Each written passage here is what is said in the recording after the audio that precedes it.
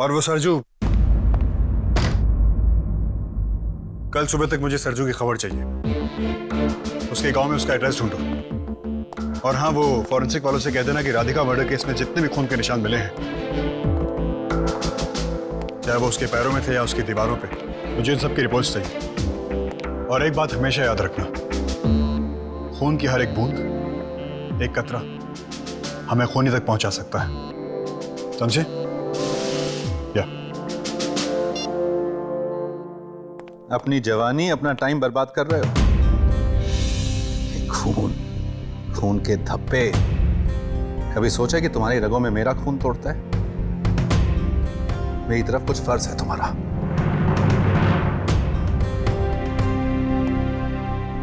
खून का कर्ज चुकाने की बात कर रहे हैं डैड। तुम्हें तो मेरी हर बात मजाक लगती है। नहीं डैड, ऐसा कुछ नहीं। तो और क्या? कभी सोचा है भैया कि भगवान ने तुम्हें ये ऐशो आराम किस लिए दिया है? किस लिए? इसलिए कि तुम इसकी इज्जत कर सको, संभाल सको ये सब कुछ, हमारे खानदान का नाम रोशन करो। ये नहीं कि खून, खून के धब्बे, इस सब की जांच करते रहो। डैड, मैं वही कर रहा हूं जिसमें मुझे खुशी मिलती है, सुकून मिलता है। समाज में क्राइम कम हो, कानून हो, इंसाफ। चाहे तुम्हारा बाप जिए या मरे। डैड, ऐसा क्यों कह रहे हैं आप? एक बात बताओ भैया, क्या एक बाप अपने बेटे से उम्मीद नहीं रख सकता? मेरा पुलिस में काम करना मेरा शौक नहीं है डैड, मेरे जीवन का मकसद है। और इस मकसद को अधूरा छोड़कर मैं किसी को क्या खुशी दूंगा?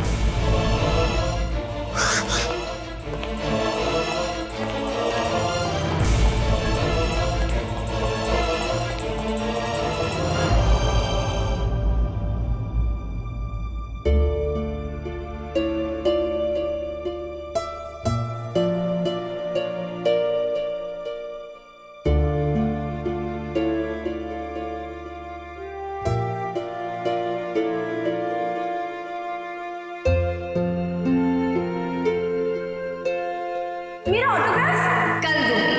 क्यों? अरे ऐसे थोड़ी मैं साइन कर दूंगी, कुछ अच्छा इंस्पायरिंग सा लिखना पड़ेगा ना तुम्हारे लिए, तो सोच कर आओ। सुक्का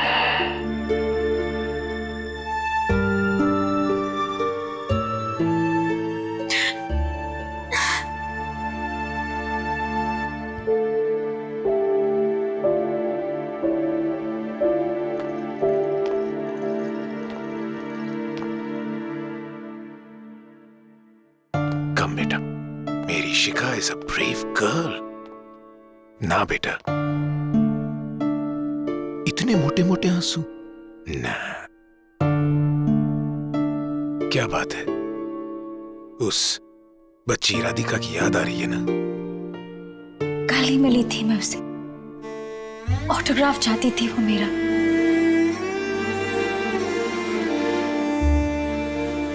मैंने नहीं दिया। मैंने सोचा मैं कुछ अच्छा लिखकर साइन करके दूंगी उसे। आई अंडरस्टैंड बेटे, you must feel terrible. I am so sorry. लेकिन क्या करे बेटे, जिंदगी वैसे तो नहीं चलती ना जैसे कि हम सब चाहते हैं। सबका साथ हमेशा थोड़ी ना होता है। लेकिन बेटे, तुम्हारे इस तरह रोने से और खाना ना खाने से वो वापस तो नहीं आएगी ना। पापा, उसके पेरेंट्स को देखना चाहिए था। उनको देखकर मुझे अपने आप पर शर्म आ रही थी। गुस्सा आ रहा है कि मैं कुछ कर नहीं पाई। लेकिन उन्हें इंसाफ दिलाने के लिए उनकी मदद तो कर सकती हो ना बेटे। तुमने तो वैसे भी अपने लिए वही रास्ता चुना है जैसे तुम्हारा दोस्त अभिज्ञान। सब कुछ होते हुए भी पुलिस की नौकरी। डैड, ये केस अभिज्ञान ही हैंडल कर रहा है। तो बेटे उसकी मदद करो जैसे भी। बेटे, तुम जितना भी राधिका को जानती थी वो इंफॉर्मेशन तुम अभिज्ञान को दो। क्या पता उसमें से उसे कोई ऐसा सुराग मिले जो you know. Right dad, Radhika के पेरेंट्स को इंसाफ मिलेगा। राधिका का मर्डर बच नहीं सकता है डैड। बेटे, अभिज्ञान का तो पता नहीं, लेकिन हाँ, तुम्हारे होते हुए वो नहीं बचेगा। कम हियर यू मेरा बच्चा।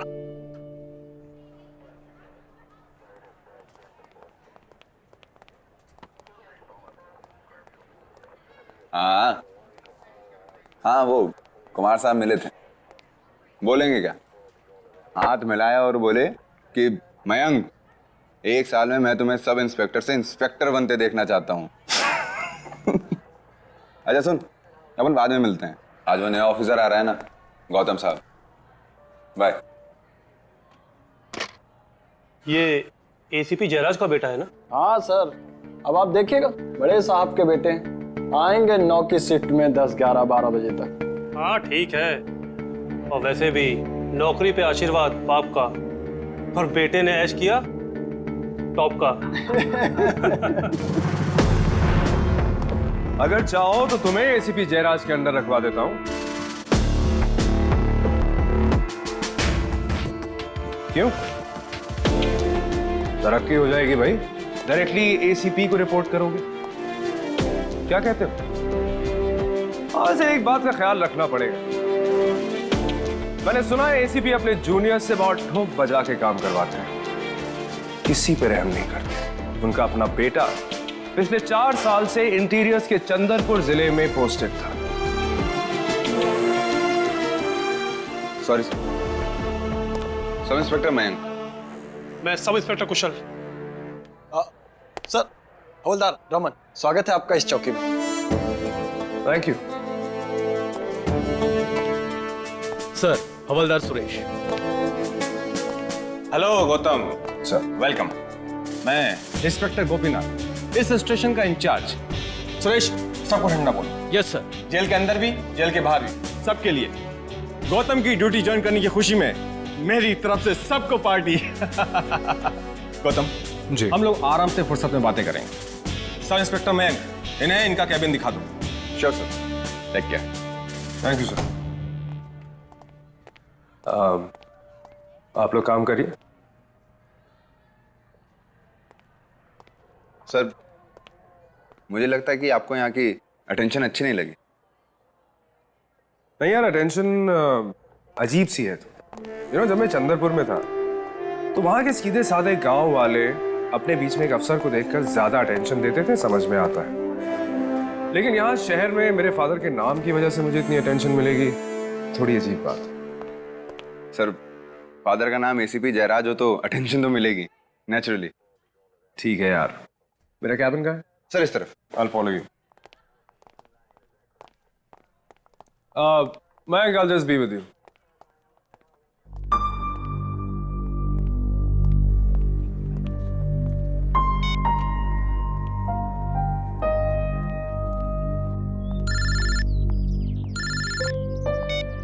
हाय गौतम, ड्यूटी पर से बोल रहे हो? हाँ, कैसी हो तुम? मैं ठीक हूँ। इतने फॉर्मल होके क्यों बात कर रहे हो? नहीं, शिका, हमारी कल जो बहस हो गई थी, तुम नाराज तो नहीं? नहीं, बिल्कुल नहीं। एक्चुअली मैं काफी स्ट्रेस थी, इसलिए बहुत कुछ बोल गई। I am sorry. मैं जानती हूँ और मुझे यकीन है कि तुम्हारे फादर और अभिज्ञान से बेटर लोग इस केस पर नहीं हो सकते। राधिका के मर्डरर को वो लोग पकड़ लेंगे। कहाँ पे हो तुम? मैं वो राधिका के पेरेंट्स को मिलने जा रही हूँ, उसके हॉस्टल। तुम आ सकते हो? ठीक है, यू टेक केयर। कोई बात नहीं, शाम को मिलने की कोशिश करते हैं। Okay, all the best Gautam.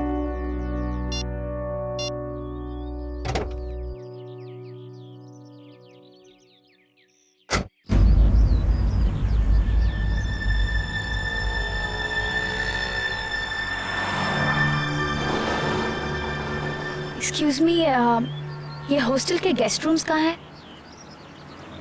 वो मुझे राधिका के पेरेंट्स को मिलना था। वो देखिए वहां पे बैठे हैं। Thank you.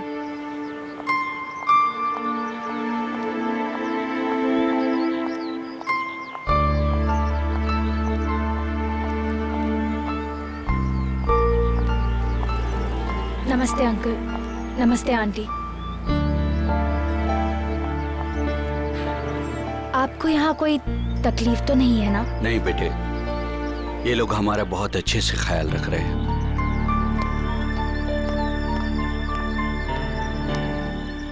मुझे तो ऐसा लगता है कि राधिका कॉलेज गई होगी, अभी आती ही होगी।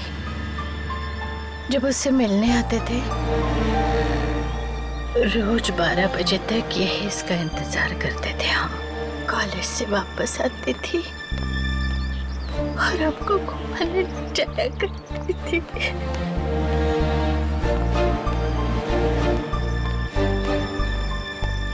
हेलो शिखा।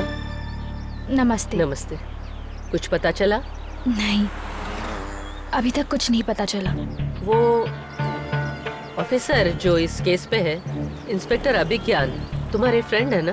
हाँ। तो फिर उन्होंने कुछ बताया नहीं? किसी को पकड़ा वकड़ा नहीं अभी तक? अभी तक कुछ आइडिया नहीं है। अभिज्ञान से मेरी इस बारे में बात नहीं हुई है। ठीक है, कुछ पता चले तो बताना। जी।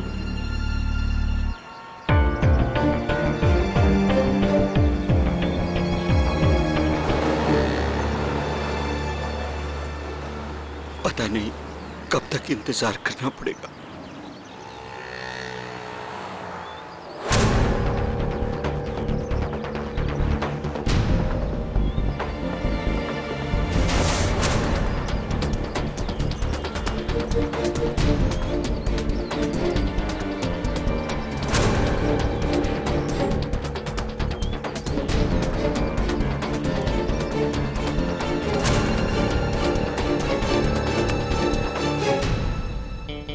अभिज्ञानी हमारी इज्जत का सवाल है, मेरी इज्जत का सवाल है।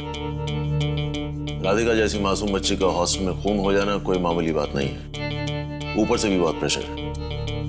क्या प्रोग्रेस है इस केस में? कोई इंफॉर्मेशन, कोई सुराग? सर, फॉरेंसिक रिपोर्ट्स का इंतजार राधिका के कॉलेज के फ्रेंड्स, साथ ही सबसे पूछताछ की जा रही है। हॉस्टल में जितनी भी लड़कियां हैं उनसे एक एक करके अंदर की बात जानने की कोशिश की जा रही है। और वो सरजू? सर, फिलहाल तो उसके बारे में कुछ पता नहीं चला है, लेकिन उसकी भी चारों तरफ तलाश जारी है।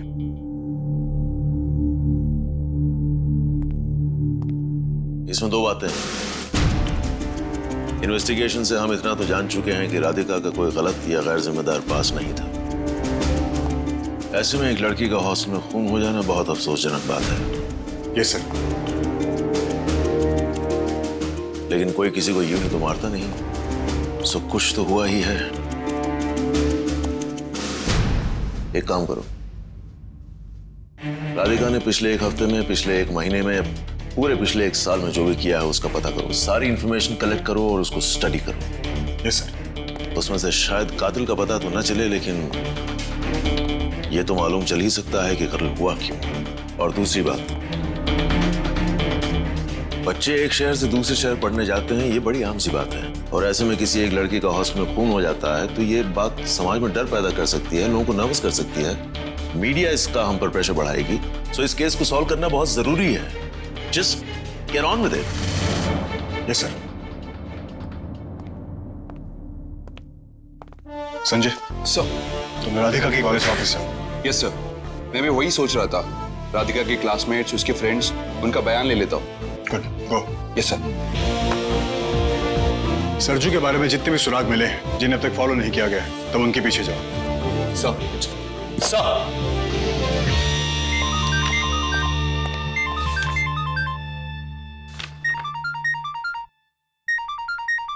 साइलेंट में नहीं रखा था? Sorry sir. सर, वो एक जरूरी इंफॉर्मेशन आने वाली थी। Thank you sir. Hello. Okay. खबर पक्की है? Are you sure? ठीक है, थैंक यू सर। वो सरजू। सरजू?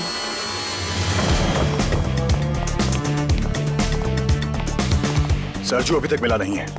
खून उसी ने किया है। तोड़ दो उसके कमरे का ताला।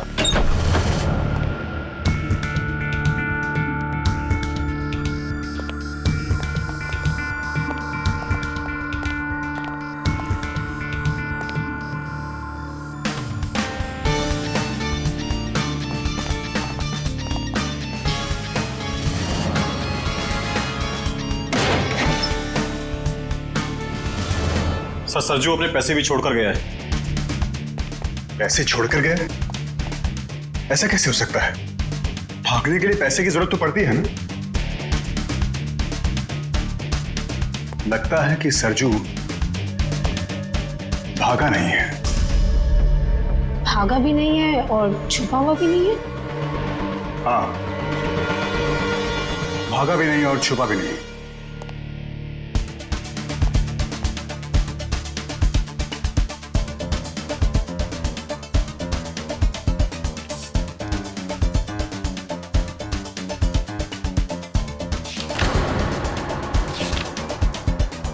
ओह माय गॉड, ये क्या है? क्या है सर? कुछ नहीं। सरजू की मौत का वारंट है।